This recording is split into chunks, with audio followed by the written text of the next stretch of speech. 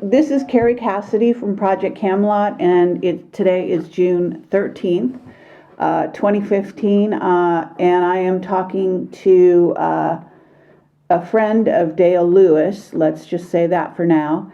And you have a story that is related to what Dale Lewis has done an interview with me regarding, and you are the person that the soldier, or what appeared to be a soldier, contacted in Texas about a possible EMP attack on Monday, coming Monday, if I understand it correctly. Now, I want to get on the recorder your permission to record this conversation with the caveat that we are going to decide later on whether we publish this or whether we keep it off the record.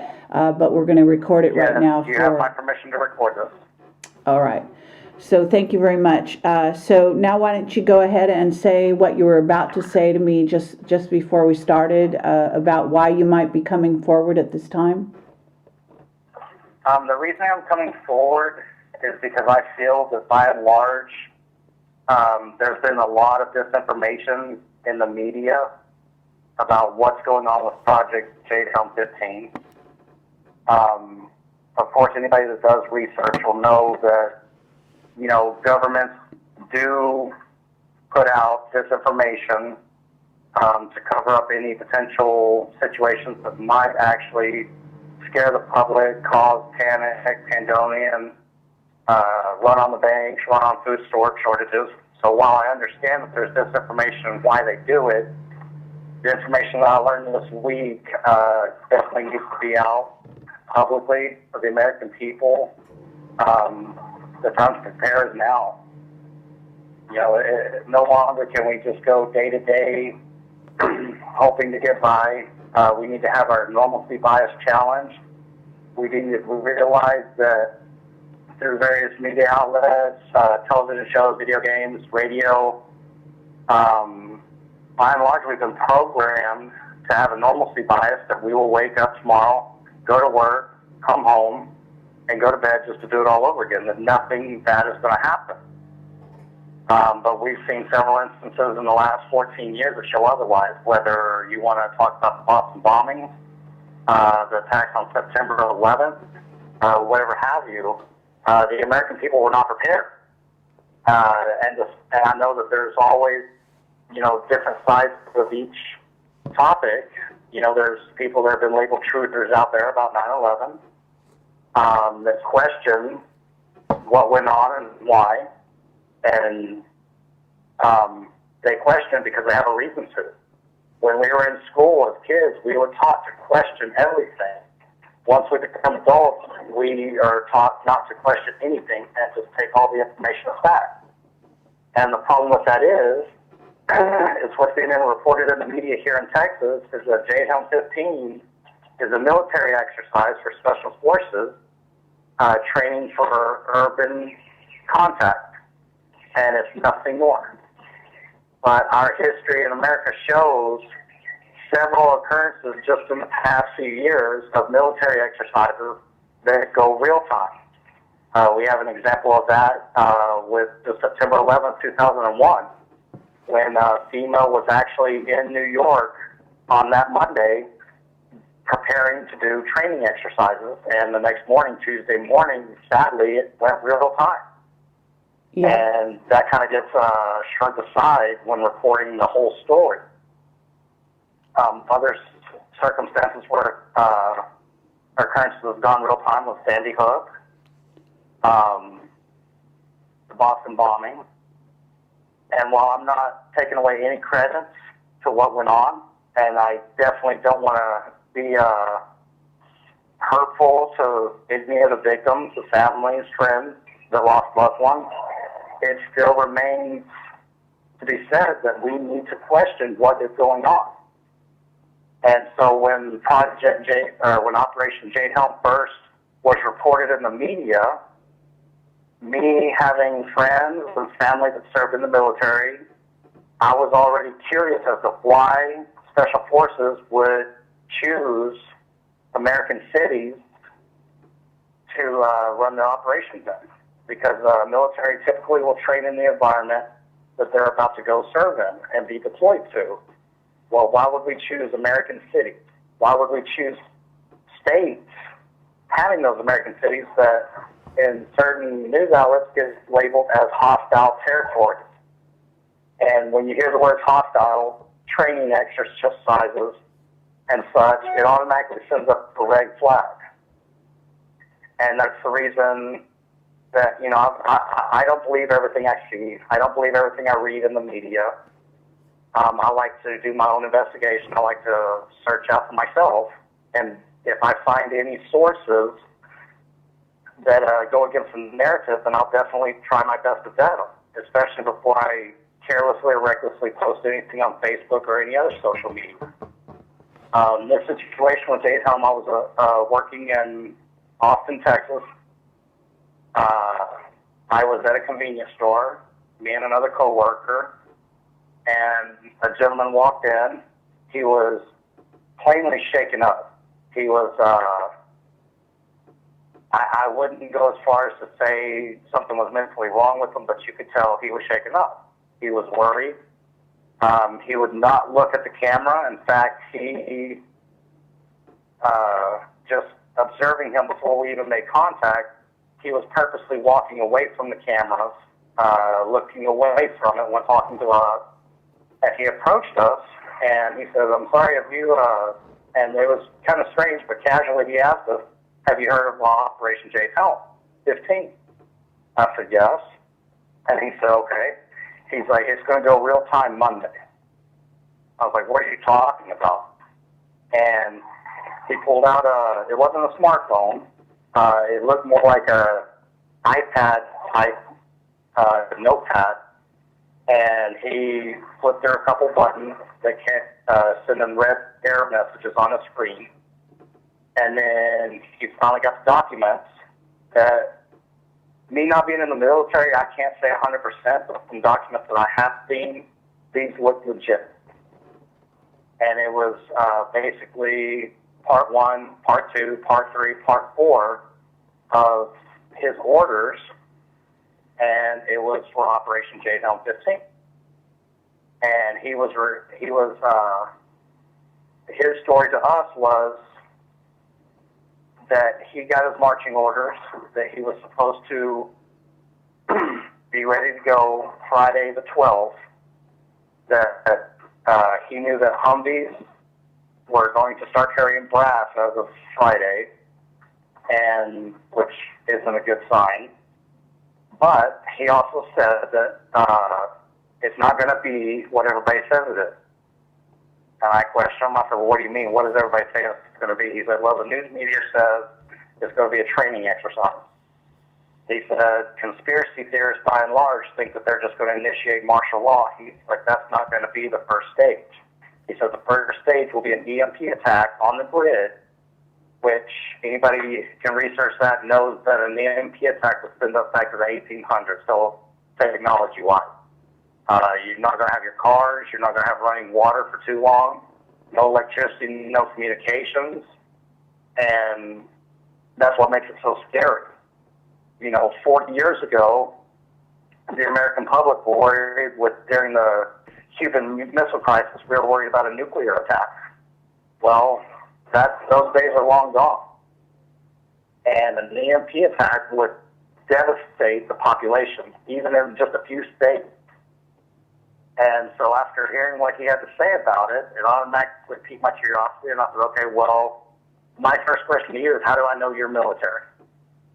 Well, he lifted his arm and showed me a tattoo of a Navy SEAL emblem, and I'm familiar with the emblem. And I said, "Okay, then what are you doing right now?" He's like, "I'm just trying to warn as many people as possible." He's like, "I'm AWOL." He's like, "They're going to be looking for me and anybody else that doesn't follow orders." And so I questioned him, and I said, "Well, aren't you sworn in by oath to protect and uphold the Constitution?" And he said, "Yes." And I said, "So that will supersede your orders?" And he said, "No." He said, "The military are trained to follow orders first. Now, if you have a grievance with those orders after you carry them out, you can object later on. And so I questioned him. I said, so in theory, if you're ordered to start rounding up American citizens or taking away weapons, or if an EMP attack happens and martial law is declared, the Constitution's out the window. And he said, yes.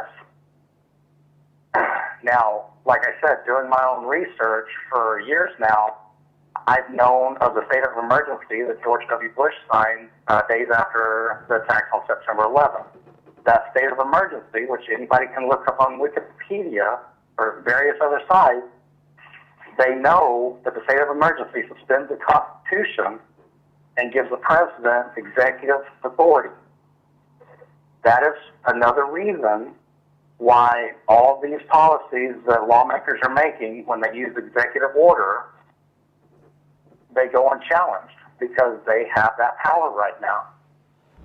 The American public can cry all day long and complain that the president is acting unconstitutionally, but the problem is they don't realize that he is acting constitutional. The Constitution has been suspended, giving him the power. Now, that state of emergency is good for 1 year. It has been renewed every year since 2001. Yeah. In or around September, the first, second week in September. This year, the president renewed it in May. Why would he renew it so many months early? That's very interesting. Thanks for letting me know about that. Yes. Anybody can look this up because it is public record. Right. The problem is the mainstream news doesn't report on this, so it doesn't give the average citizen a reason to question. They just think, well, this law isn't really constitutional. Well, why is he doing this? Why are they doing this? And that's why. It's because they can't. Right. You know, the President Obama, whether you love him or hate him, or agree with him or disagree with him, he is a constitutional professor. He knows that document better than any American citizen. And so he knows that he is well within his rights to do what he's done, just like the president before him and the president before him. You know, and, you know, the reason for me coming out with this information isn't to discredit any kind of election or campaign or political party. That's not my intent. In fact, for purposes of this, I'm not even going to specify what political party, if any, that I'm affiliated with. The purpose of this is if there is going to be an attack on my country, it is not just my duty, but it's my right, and it's my responsibility to get that message out. Now, Lord willing, and if praying is going to work in our favor, I hope nothing happens. I hope Monday comes and goes, and if I'm labeled just a conspiracy nut job that just got wrong information, then that's fine. That means American people are safe. That's great.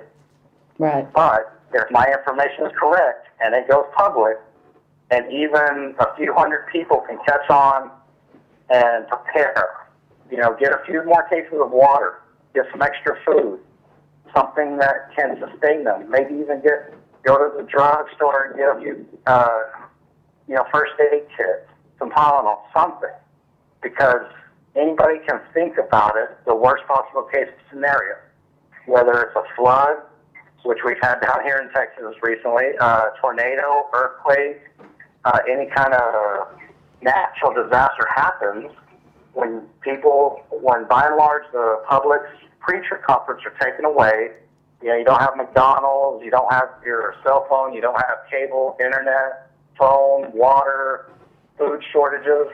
What do you need? You need food, you need water, you need shelter. And beyond that, you need medicine. You need ways to be able to sustain your way of life. And I'm not saying this is permanent. However, once again, anybody can look information up that I'm giving. It's nothing secret. It's nothing hidden. Basically just hidden in plain sight. But it is available to anybody that's willing to take 5 minutes out of their day and look it up. Okay. So at this point, can you just elaborate on exactly, you know, how things ended with this guy when he showed you some documents, he showed you what appeared to be what you're saying is a Navy SEAL tattoo on his arm? Yes. So, in other words, he's a The Navy way- SEAL gone AWOL. Yes. And the Okay. way things ended is he walked out of the convenience store, purposely walked the wrong way from where his destination was, around the convenience store, around the same block, came back to the corner and got on a bus. Okay. And when I was wondering why he did it, me and my coworker were watching him, and the best I could determine is the reason he did it was to stay off of any kind of security cameras or traffic cameras that were in that area, which to me kind of makes perfect sense. So what the route he took, there was no cameras that would have caught him. The only cameras that would catch him are the security cameras in that convenience store, and he kept his back towards them 99% of the time he was there. Okay. Did he have a hat on? Just curious. Yes, he did have a baseball cap on. He didn't really have it pulled over his eyes too well, but he did have one on. Okay. And just the way he was dressed, automatically, I mean, in the area we were working, it's very typical to see people riding their bicycle, jogging, walking their dogs. So seeing somebody in basketball shorts and a T-shirt wasn't out of the question. Now, to see somebody that just came off of a military base dressed like that, very awkward. I live between military bases myself in San Antonio, so I'm used to seeing military personnel, whether they're in their combat fatigues or whether they're dressed.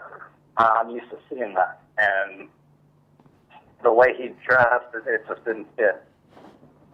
Okay. Well, So if he to was me, going, in my opinion, that gave me credence that, yeah, he was AWOL and he was definitely covering his tracks as best he could.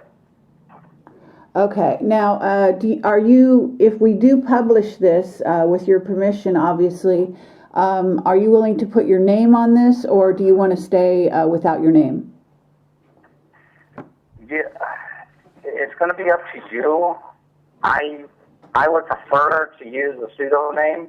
All right. I created a Facebook page yesterday, as a matter of fact. The name of it is White Rabbit. Okay. Just plain and simple. And the reason I created it is to kind of sift through a lot of the propaganda, a lot of the false information, and to get different people in different parts of the country on that page, specifically for the reason that hypothetically, and like I said, Lord willing, nothing happens, but if it does happen, then I'm going to be in Texas until I can, find a safe place and get out of it. But I'm going to be in Texas. I'm not going to be able to post anything on Facebook saying, haha, look, it happened. So that's where it's going to have to be other people taking up the charge and being the media saying, look, this guy had a Facebook page. He said this was going to happen. Now we need to investigate. And they can go to the media with it. They can do whatever they want to get the word out and spread the message so that no more lies and no more, innocent people will be hurt. One key thing that I always bring back to people when I talk about this, because it doesn't matter what somebody believes happened on September 11th, 2001. We all know that thousands of American lives were lost. You can look at it as retro causality, that those lives were lost because 20, 30 years ago we needed help to bring down Soviet Russia, and so we funded and trained Osama bin Laden and his members, and then 30 years later, they took revenge on us. Whether you want to look at it from the standpoint of retro causality like that, or whether you want to look at it from the standpoint of the Project for the American Century, a document that was written the year before September 11th happened. Dick Cheney, several others were authors of this paper, and in the paper it specifically says what we need to garner more control and more support for our government is another Pearl Harbor. Well, September 11th, 2001, we got that new Pearl Harbor. Okay. And that right there is why I want to get this message out. Whether you use my name, whether you use my pseudonym, it doesn't matter. I feel it's my obligation to get any kind of information out there. Okay, I'm looking on Facebook right now for your Facebook page. You're saying it's White Rabbit? Yes. Is it all Oh, one? no, I'm I'm sorry, the rabbit hole. I'm sorry, Okay. The rabbit hole. yes, if you look up rabbit hole, the main screenshot is a picture from the movie The Matrix. And the profile picture is just a spiraling rabbit hole. You know, I always tell people, how far do you think the rabbit hole goes down? You know, send you the link. I can send you the link when we're done here. Yeah, that would be better because it's not coming up. So I don't know why it's not coming up, but I'll ask him to send it to me now. So you want your name to be the rabbit hole, or do you want to give yourself a name like a White Rabbit? White Rabbit. Okay. So as far as this situation, when Dale talked to me off the record, he did make some mentions of possible locations for the EMP, and I'm not sure where he was getting that information. Did you get other information from other places, or did you just have some guesses, or do you know anything else that you want to put on this recording here, assuming that one other thing that I can give you on the recording, and Dale can back me up, he saw a fighter jet in his area. It was a puke green color, but it was fluorescent. It was very bright, had no other markings, and he's never seen anything like that. And he tried to describe it, and I was like, well, that kind of sounds like the fighters you'd see in South Korea. He said, exactly. I said, okay, well, that's kind of weird. It's not one of ours. And he said, correct. And so this part is purely speculation. However, I think it's noteworthy to at least be mentioned that if an MP strike happened, and there were several reports of a plane that's not one of ours, not a U.S. Military plane, then that would definitely lead any news media to say, okay, we were attacked by another country. And if that was to happen, then it would be very easy for our country and our government to declare war on whoever they wanted to that said that was who that plane belonged to. And if that happened, then that right there is the definition of a false flag. Right. And like I said, I mean, it just depends. I mean, it doesn't matter what people believe in past events. It doesn't matter what people believe now. What people should understand, and what I want anybody to take away from this, is you need to be prepared. Even if you're just prepared for a natural disaster, you will be prepared for this. Okay. If you have an exit plan, you will be prepared. Okay. Did this guy, the soldier, give you a name for himself or not? No. Okay. He said no names. And did he talk about anything else besides this EMP? Was there other things listed on the report you saw? The second page looked to be instructions on what to do after an EMP attack. It just looked like a basic list of instructions on what these soldiers were to do. The third page appeared to be marching orders as to if and when martial law would be declared. You know, what steps are we going to take? And that's the part that really had me intrigued. But like I said, he didn't just stand around letting us just completely ask questions forever. I mean, It was brief. He showed us the documents. I saw him long enough to get a general idea of what they said, what they were about, and to be very concerned enough that I'm trying to bring this story to anybody that I can. Okay, and this is more or less my last question. Did you have any reason to think that he might have been part of a PSYOP, either unknowingly become a part of a PSYOP, or being, in other words, did he appear to be programmed or not in his right mind in any way, or did he, is this possible, did it cross your mind that maybe he was set up to do this and that this might be some kind of PSYOP? Well, it always crosses my mind. I don't rule anything out. I mean, I consider myself a true skeptic. As far as I'm not just going to try to debunk everything I see or hear, but on the same extent, I want as much information as I can so I can come up to draw my own conclusions from it. no, he didn't seem to be programmed, nor did he seem to be part of any kind of disinformation campaign unknowingly. I'm not saying it's out of the question. I know it happens. You know, there were reports coinciding with Jade Helm 15 operations that there were military men and women that were going to infiltrate the general population to see if they could go undetected. And so it did cross my mind that maybe he was one of them, and maybe he was trying to fill people out on this. But in the back of my head, I'm thinking, okay, so he starts to panic, and it's to the point now where it's too late to make a run on the banks. I mean, if something was going to happen, it would happen. If it happens according to what he said, it will happen Monday. So that means from Saturday morning till Monday, sometime Monday, it's not enough time for people to make a run on the banks, to get cash out, and to really store up, you know, food and water necessities. You know, they can store up food and water now and do the best that they can, but by and large, the main runs on the banks, the main disorder that you're going to see, it's not going to happen now. It's too late. Okay, and what part of Texas are you in? Austin area. Okay, and somebody mentioned Dallas as being, I guess we were talking, I was talking to Dale, he was saying that there's a circle on that map of, you know, the military map of Jade Helm, saying there's, you know, red states and blue states and hostiles and all this. There seems to be a weird semicircle in a certain area of Texas that includes Dallas. Did you come to that conclusion at all, that that might be a targeted area, or, you know, the circle might mean something on that map, or did you just, you know, did that occur to you or anything?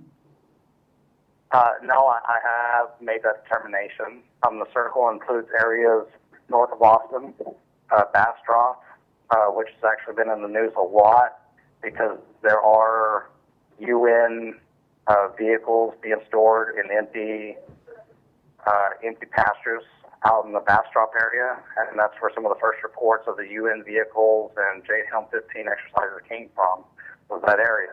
Now, there's 4 to 5 military bases in San Antonio alone, and if you draw a line from San Antonio straight north to Dallas and Fort Worth, you're looking at a 4.5-hour drive. So it's definitely well within reason that if anything were to happen in and around that circle, you would effectively take out Dallas, Fort Worth, Austin, San Antonio, and basically the heart of Texas. Okay. Did you happen to hear about the shooting that happened at a police station today, I think it was, in Dallas? Yes, it happened this morning. Okay. And did you have any reason to think there was any kind of connection with Jade Helm in that shooting? No, not at all. Okay. The one thing, and I just want to put this out there, a lot of people, me, myself included, until I actually started going back and reading history, a lot of people don't understand how a police state works or how martial law is declared. And I would say to anybody that is anywhere in doubt on how this happens, they can go back into history and read what happened with Operation Condor down in Argentina. And that will give them the playbook as to what takes place and how it goes down. I mean, because basically Operation Condor down in Argentina at Buenos Aires, that was a dirty war. You know, you had the government, you had the military, you had the police fighting amongst each other, fighting amongst cartels, and martial law. And in a police state, life still goes on. You still wake up, you still go to the store, get your coffee, you still go to work, you still do your normal routine. The problem is, you're under the thumb of the military and of the government that military answers to. And that's where it gets scary. So I would just encourage anybody that hears or reads this, please look up Operation Condor. Please educate yourself. You know, go to a library, go online, whatever you have to do to make yourself feel comfortable that the information you're getting is credible. Okay. Have you been seeing any military vehicles in the area aside from the one you mentioned, or that Dale saw, I guess, a plane? Yes, there was a convoy 2 weeks ago heading in Pleasanton, Texas, on back roads, which is very strange. Pleasanton is about 45 minutes south of San Antonio. It's a very small farming community, rural community. And when the military does drills out here, typically they will take the major highways, and there's a convoy of them. To see them going down these back roads was very suspicious, but being that I'm not in the military, I can't say one way or the other why they did that. Okay, what about any foreign troops? That I have not seen any that I would recognize as foreign, no ma'am. Okay. All right, well, thank you very much for coming forward, and at this time, I do want to give you a caution that I already put out one interview, as you know, with Dale Lewis. I'm not aware of what kind of feedback we're getting. Haven't actually taken the time to look on the YouTube, Right. and I did allow comments. You get tons of trolls, so I tend not to want to read those comments, but I just want to let you know that whatever, for what it's worth, that people could recognize your voice, that eventually information can come out, and it just could interfere with your life in certain ways. There's also the possible repercussions of Jade Helm and the military, and because we have a rogue situation going on in the United States at this time, where you can't really trust, in my opinion, the military or the police. You don't know which side they are on, so to speak. But I just want to warn you that if I do make this public, there could be issues. So I really want you to think about it carefully. If you want to get back to me and think about it, I can hold on to this. I thought about it. I fully understand the repercussions, and I'm fully prepared to answer to them. All right. I feel that it's my responsibility, and I'll take what repercussions come from it. But I do appreciate the warning. Okay. And I do appreciate your time hearing me out on this. And I just think we just need to pray that everything goes good and nothing happens. All right. Well, I want to thank you and Dale Lewis, and he thanks you, by the way. He asked me to give you his thanks for coming forward and supporting him, and also just on your own. And I just want to thank you for being a concerned American, and that's something we need more of. We need conscientious Americans that care about our future and the future of our country and our world, because America obviously is having an impact on everything that happens around the world as well. So Yes, ma'am. Thank you very much. And with your permission, then I will go ahead and publish this. Yes, ma'am. You have my full permission. All right. Okay, thank you very much. And do you, other than your Facebook page, we'll try to get that link up on the video when I put this on YouTube. But is there any other way that you would allow people to contact you, or prefer that they go to the Facebook page?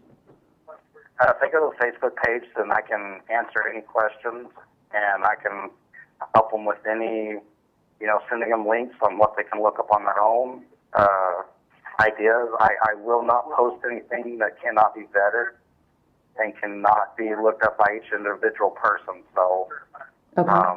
while I may not have a lot of stories on that page, the ones that I do have been vetted. Okay. All right. Well, thank you very much, and take care. All right. Yes, ma'am. You have a blessed day, and we'll talk to you later. All right. Bye-bye.